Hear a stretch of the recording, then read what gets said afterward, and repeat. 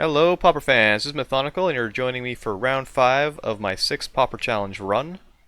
The opening hand is a reasonable one. This is going to be better against any kind of aggro deck, since we're going to be able to gain a bunch of life and bounce it and gain more life, a little bit of removal. So we're going to hope we're against something that's planning on attacking us. We're up against tomato cheese here. Uh, that is not very good. Looking at a Thornwood Falls there, it likely means he's either on some kind of Tron build or one of the turbo fogs. We're going to find out soon enough.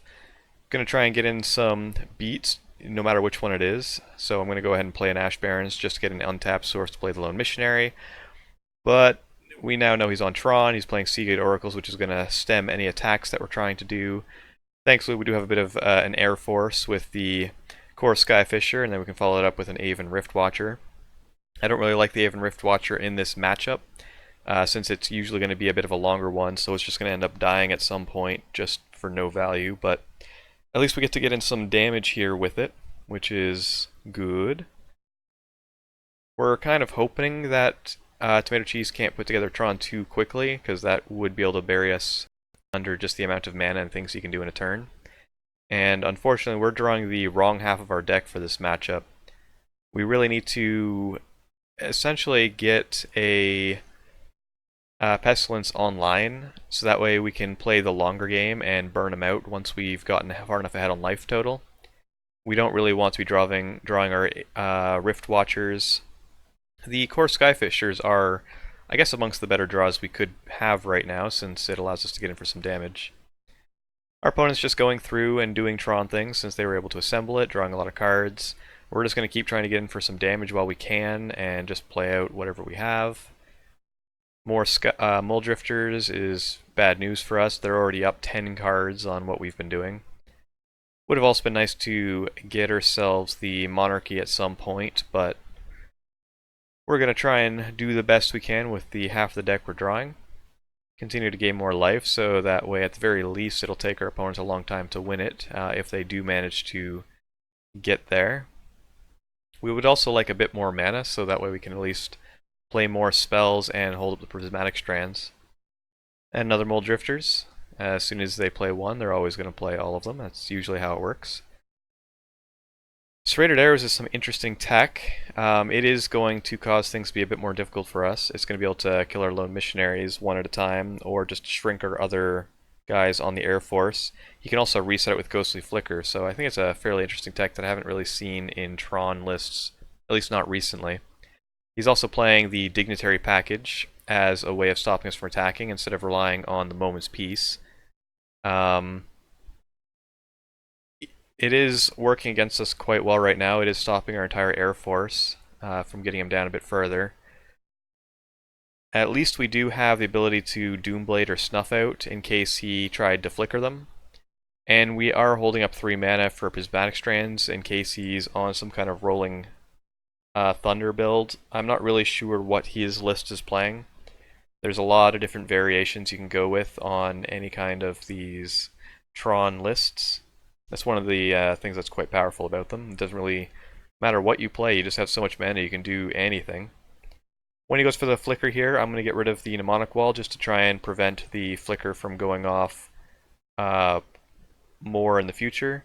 I guess it may have been reasonable to also snuff out the Dignitary just to get in for an attack next turn. And when I played the Core Skyfisher here, I think instead of bouncing the Rager, I should have been using the Scoured Baron plus Swamp, bounce Swamp, replay Swamp, or the Ash Barrens or something. Basically, I feel like I should have kept up 3 mana here, since I've been doing that all game with Prismatic Strands, and it seems like he's playing a list that would have Rolling Thunder, and sure enough, there it is. We did end up getting punished for not holding that up, so something to be mindful of. Even though I had it in the back of my mind most of the game, I did end up letting the shields go down for a moment, and that is pretty bad for us. I'm not sure we were winning before that. It was probably like may have had winning chances on just making him run out of time or card count, but we're going to keep trying to fight on here. We're going to be able to try and get rid of a Ghostly Flicker. Here, I had 3 mana available, but it was only on 2 lands. So he tries to condescend my Snuff Out on the Mnemonic Wall, and he only uses 3, so I think that's a little bit of a misplay on his part, not realizing I had 3 mana available. It is possible that he wanted to tap us out, in case he wanted to just make sure we had no mana available, since now we have like these 2 Prismatic Strands just stranded in our hand. But it ends up resolving, and he's just going for an attack. I'm just going to make some blocks on one of these dignitaries just to get it off the board. And he ends up being able to repeal one of the Mulldrifters, and he's just drawing like every card in his deck. It's pretty bad for us. We're going to lose our Aven Riftwatcher, and we're just down to one little Rager left. We're going to be able to buy some time with these Prismatic Strands, but we really do need to find a Pestilence as soon as possible to have a chance in this one. He's going to be able to get our Phyrexian Rager off the board pretty easily and start swinging in. Currently, we still have the advantage on life totals, so if we do find a Pestilence, we still do have winning chances, although at the same time, chances are when he's got 7 cards in hand, he's going to have some way of countering it, whether a Prohibit or a Condescend. So our winning chances in this one is very unlikely. Basically now I'm on the game plan of I'm up 2 minutes, and I'm going to play to every out I have. I'm just going to make him play it out and use as much of his time as possible. I would like to draw white creatures. I'd like to draw Pestilence. Anything that can draw the game out a bit longer, or Pestilence actually does still give us winning chances because we can wipe his board. And that would allow us to try and deck him. We're just going to continue to take our beats. Tapping a lot of mana, that's not looking too good for us. There's the Rolling Thunder that he returned with one of his Mnemonic Walls earlier. We're just going to try and get a Prismatic Strand to buy us some time, but there's the Prohibit. Basically, we've got no way of winning this one at this point, but we're still going to keep on playing just because every bit of time we use on his side gives us advantages in case we can draw this out over 2 more games. So I'm just going to skip through this a little bit. He's going to be able to Serrated Arrows and then use a Ghostly Flicker, reset the Serrated Arrows, kill our Thraben Inspector. I'm going to try and flashback one of the Prismatic Strands, but he's got all the options he could possibly want at this point. So we'll jump over to his turn. We'll start skipping through. And sure enough, he's going with the Ghostly Flicker. He's going to get rid of our guy. We're going to try and Prismatic Strands, but then he's going to have the counter spell. So we quickly lose this one. And we will jump into game 2. This is not a very favorable matchup for the Pestilence version. Just looking at the build he's at right now. Boros Monarch does have much better winning chances here, since all of the removal in that deck can also go to the face and just kind of win it. So in the sideboard, I don't want any of the Aven Riftwatchers. I'm going to take out one of the Prismatic Strands. I do want some number of them just to try and combat the Rolling Thunder, but 3 is a little bit of excessive. I'm also going to take out the Disfigures and Deadweight. Disfigures could kill Mulldrifters, but I'm more incentivized to instant speed remove the Mnemonic Walls. So I also end up taking one of the Trader's Edicts out. And I bring in all of the Choking Sands. I'm going to go after his lands, try and keep him off of Tron. I bring in the 2 of the Duresses and the Raven's Crime to attack his hand a little bit. Maybe reasonable to try and bring in some more Duresses to try and nab like the Rolling Thunder and counter spells. And then I also bring in the 1 Relic Progenitus because we do have to try and fight the graveyard. Tron does rely fairly heavily on using the graveyard. If you were expecting Tron in your meta, I would highly recommend going up to at least 2 relics, or possibly bringing in some number of Fairy Macabres into your sideboard as well. So with those sideboarding things out of the way, we're going to take a look at our opening hand. And this is a reasonable keep. We're going to have the Pestilence that we really wanted last game. Got a Relic to fight the graveyard, Prismatic to fight Rolling Thunder, bit of card draw. Yeah, looks great. So we're just going to start our tap land. Tron piece into expedition map, we may be looking at, yep, a turn 3 Tron. Hopefully we can leverage this Relic of Progenitus to some effect and maybe try and sneak out a win, or at least draw the game out long enough to win through time. We are up almost 3 minutes now. He's got all his card draw online, and he's already got a Dignitary, although I was only going to be able to attack for 2 damage, but he probably just wants to cast whatever he can at this point. Anything he casts is good when he's got Tron online. We're going to just end up cracking both of our clues at the end of this turn. It may have been better to play Pestilence there, just to get it down on the field and chipping in for a little bit of damage with spending black mana. So in hindsight, I definitely think I would have gone with the Pestilence instead of the double clue crack. I'm going to continue exiling cards from his graveyard, get some more black sources. Once again, I think I should have gone with the Pestilence, but that's me looking back in hindsight. So note to people in the future, Pestilence is a pretty good card to get down to the field. It is possible, like, he's got a lot of mana open, so there's a good chance he could have countered it there.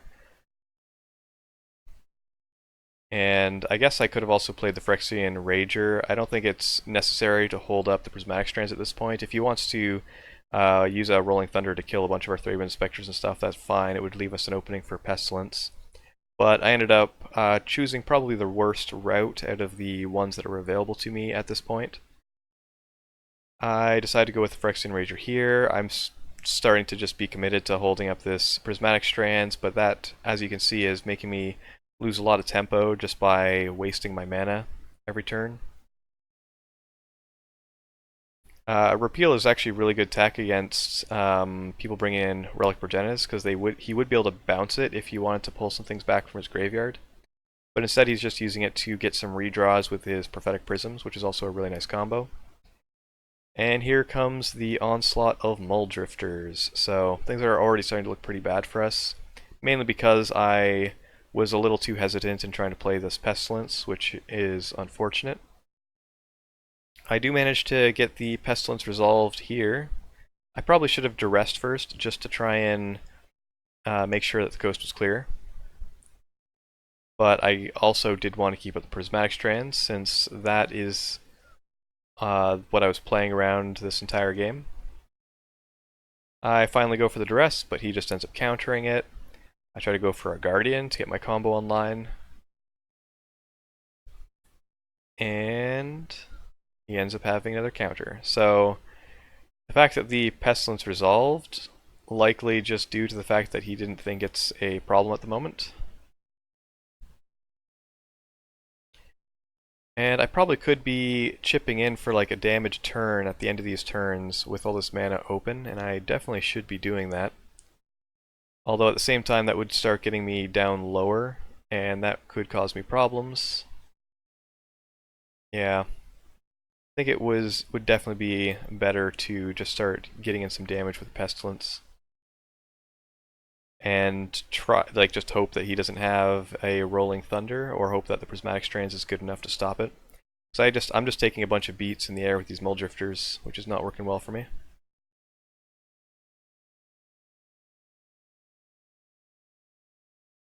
Here is the repeal play that I was afraid of. He ends up bouncing the Relic Progenitus. I could sack it to exile the graveyards, because I'm pretty sure he does want to start getting some Melodic Wall. I was only assuming one was coming. But I also want to hold up Prismatic Strands, because down at 14 life, he was already at the part where I'm basically dead on board to a Rolling Thunder. I cash in using the Pestilence to wipe the board. He does end up having a counter for the Relic on the way back, so now I've got nothing really to fight his Mnemonic Walls and stuff with at the moment. He ends up having a Pulse Marassa to get back a Mnemonic Wall, so things are looking pretty bad for us. At this point, I'm just going to try and whittle him down on time. That is basically the only way I have to win. And to play to that out, I gotta hope that the Prismatic Strands keeps me alive through the Rolling Thunder that I know is coming at some point. If he goes for any kind of flicker play, I do need to use the Pestilence to remove it, otherwise he's basically got me locked out of the game with Mnemonic Walls. So he goes for the flicker, and I'm going to use 4 life for the Pestilence. The problem is, this does leave me dead to a Rolling Thunder plus 2 counter spells. There isn't any other line of play at this point. I am stuck with cards in my hand because I was wasting mana earlier in the game. And here comes the Rolling Thunder. We're going to go ahead and try and use the Prismatic Strands. Here's counterspell number 1. And we're going to use it a second time, but he does have counterspell number 2. Very unfortunate for us. So just as a note, if you are planning to see more Tron in your meta, Pestilence is not the deck you want for it. You do have winning chances if you can get like a bit of an early flyer, get in for a bunch of damage, and then get the Pestilence down to just finish it off. But you do have better winning chances playing Boros Monarch, or any of the really quick aggro decks have at least chances as well. Tron is a fairly hard deck to play though, but feel free to give his list a look. It seems pretty awesome to me, although I'm not much of a Tron player myself. And that is the end of round 5. We're currently 3-2, and I'll see you guys in round 6.